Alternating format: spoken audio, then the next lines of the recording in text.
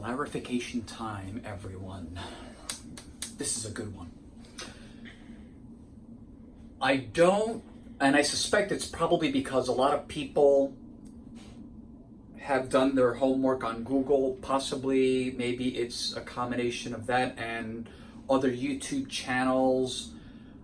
The other day, I cannot recall the subscriber, he asked me an excellent question along the lines of, Dr. Wagner, you know, what percent of those patients that you only perform the partial nail avulsion come back?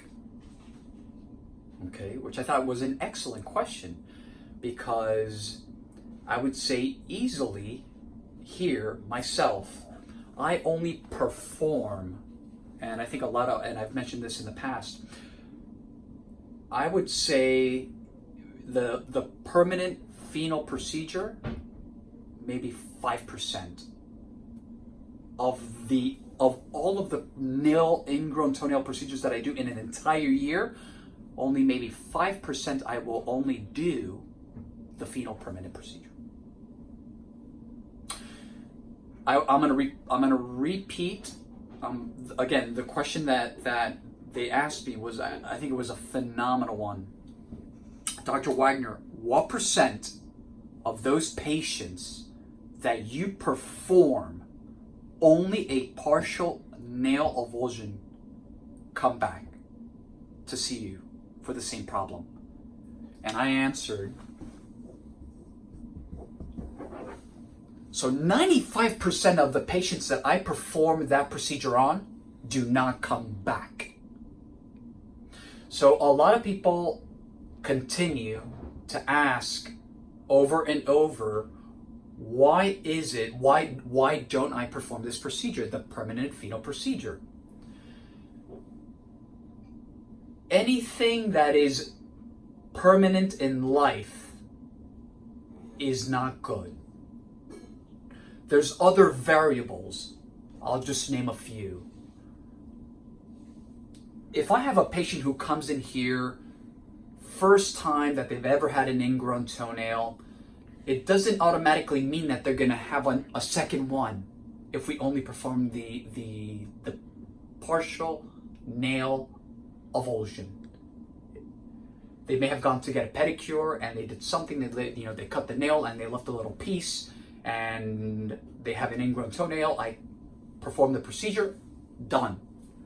So it really, really boils down to, and there are very, very few cases, right? In 1 year, we'll just say in 1 year, there are very few cases that these are true, recurrent, chronic, ingrown toenails. I hope you guys are with me. Anything that's permanent is never good. I'm a more conservative individual, but I also know that after performing thousands of these procedures, we've put a protocol into place. So I know exactly what works for what time and timeline, if that makes any sense. Putting all the pieces of the puzzle together, once I hear from the patient, I know what will work long term, not short term, not the Band-Aid. So the solution is not, let's go ahead and do the permanent procedure. You guys are assuming that the nail is going to grow back and the same thing is going to happen. And assuming is not a good thing at all in the world of ingrown toenails. Let's go back to the whiteboard. 95% of my patients, and I do many of thousands of procedures every year, 95% of the patients do not come back with a recurrence after performing the temporary partial nail avulsion. Think about that for a second. I'm going to say something that I usually don't say, anything that I'm, that not necessarily I'm going to regret or anything like that. But just to give you guys an idea. I love numbers. So the partial nail avulsion procedure, just random numbers. Let's say we get paid, the doctor gets paid $150. Okay? And then the permanent, we'll say the penal procedure. Okay? The penal, the doctor gets paid $400. Right? Money does, I'm not saying anything. The only thing I'm going to say is that money does funny things to people. So, a lot of doctors out there, the first thing they say is, well, let's go ahead and do the penal permanent because we don't want this happening again. Mind you, they haven't tried this first, right? Why would the doctor recommend something permanent when they haven't tried something, more conservative?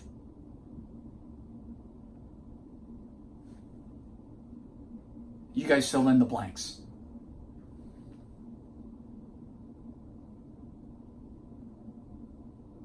We always do right by the patient. So, you look at this number. I've given you guys another scenario. You guys can do with this as you wish. But this is the truth. In the middle of the truth and the truth, there's the truth. This is in the middle. 95%. This is serious. And again, I don't know if it's because of all of the subscribers that have seen other doctors do these procedures as a first-line treatment. That's like, we'll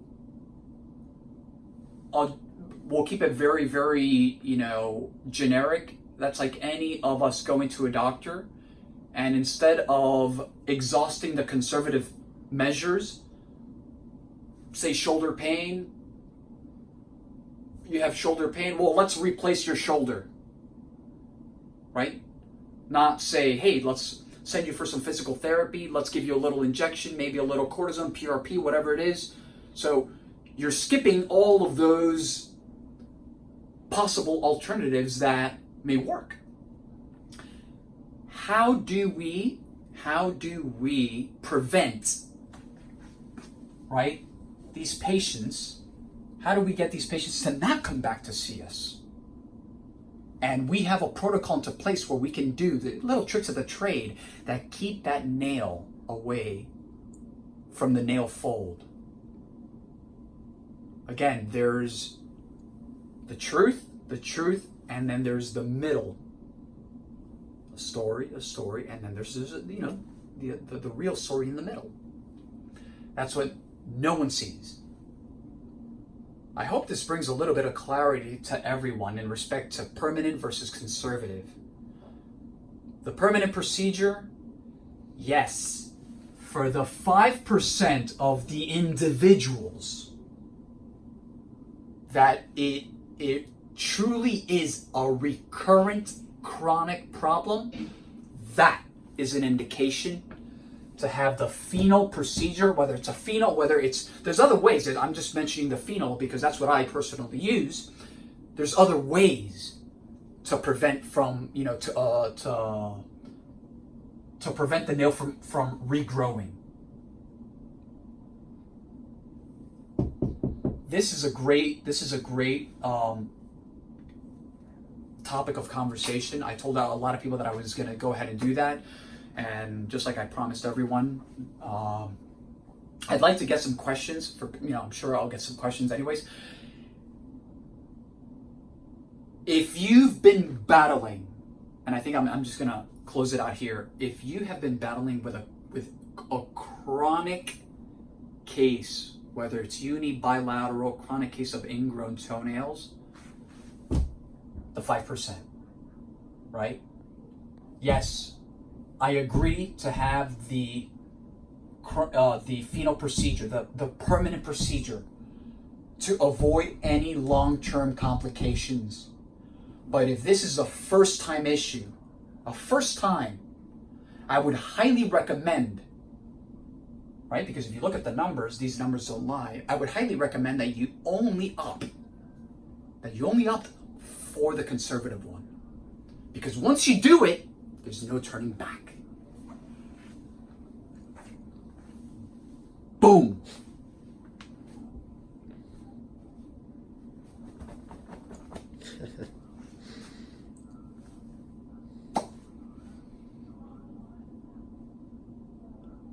I've convinced Dr.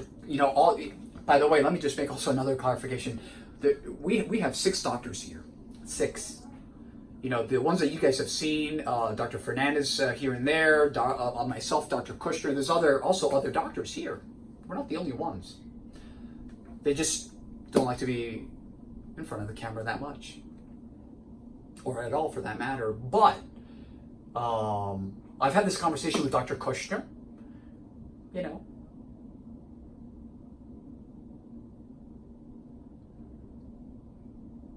He may fall down here, I think.